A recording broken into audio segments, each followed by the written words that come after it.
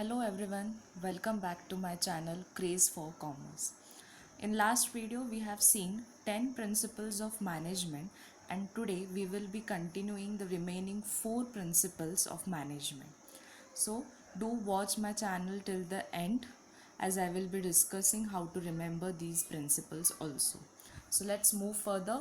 The 11th principle is principle of equity. So what does this principle means?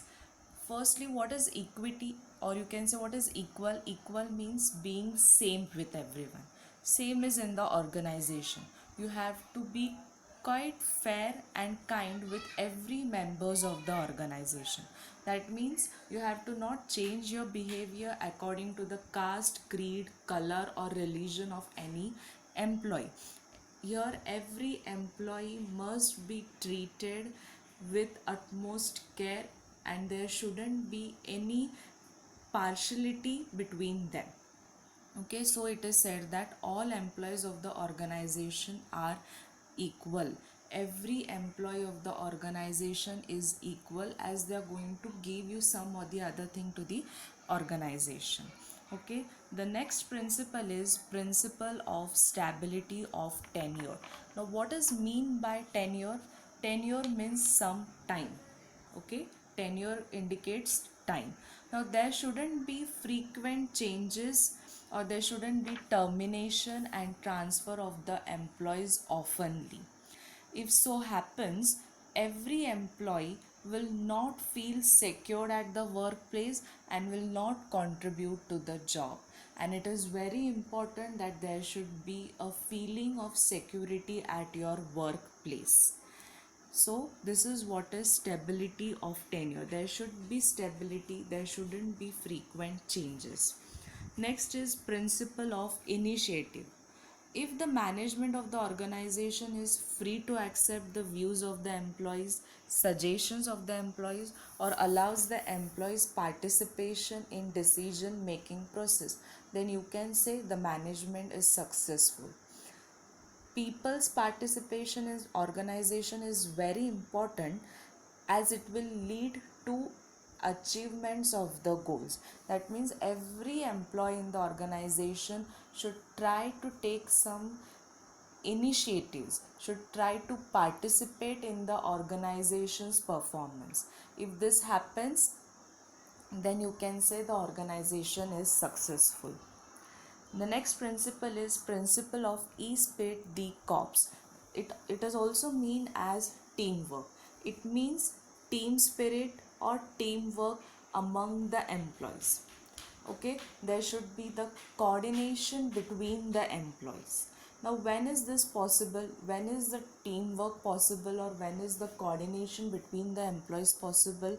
Only when the employees of the organization start treating themselves as the member of the organization and not something different from the organization.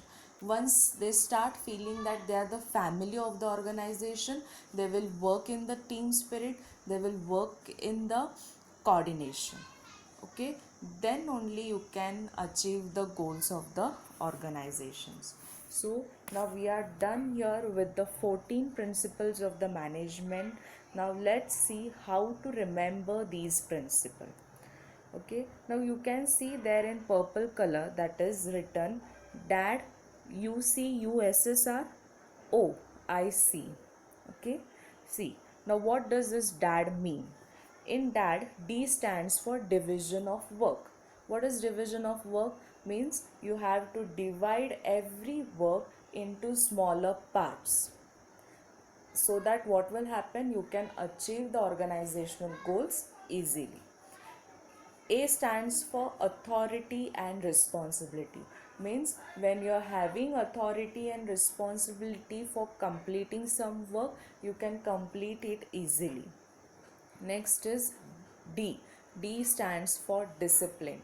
Discipline means at workplace there should be discipline in the working pattern. So DAD stands for division of work, authority and responsibility, and discipline. Next is U. Here U stands for unity of command. That means you should get command from one person and you should be responsible to that person only. C starts for centralization. Centralization means here the decision making power is only with the top level management. No one else will able to take the decision. That is called as centralization. Now U stands for unity of direction. There should be proper direction to carry out the work. S stands for subordination of individual interest to organization interest. That means the organization interest should be at the top and then followed by the individual interest. Next, S stands for scalar chain. Scalar chain means there should be a proper chain of communication, proper way of delivering the messages, and if in case of emergency you can use gang plan. And R starts for remuneration. Remuneration means fair remuneration, fair salary to the employees. That means USSR. U stands for unity of direction, S stands for subordination of individual interest to the organization interest, S stands for scalar chain, and R stands for remuneration. So the first phrase is complete. Dad, UC, USSR. Okay. The next is O. O stands for order. I stands for initiative. Initiative means every employee of the organization should take initiative, should take some interest. S stands for stability of tenure, means fixed period should be there. There shouldn't be frequent changes. E stands for equity. That means every employee of the organization should be treated equally. And the last E stands for esprit de corps, means there should be teamwork, there should be coordination among the employees of the organization. So I hope this has been understood to everyone. It is very easy to remember. Dad, UC, USSR. Oh, I see. So what is the reply of dad? Oh, I see. So this is the 14 principles which we have to remember and which is very easy to remember also. Thank you everyone. I will be coming with the next part sooner.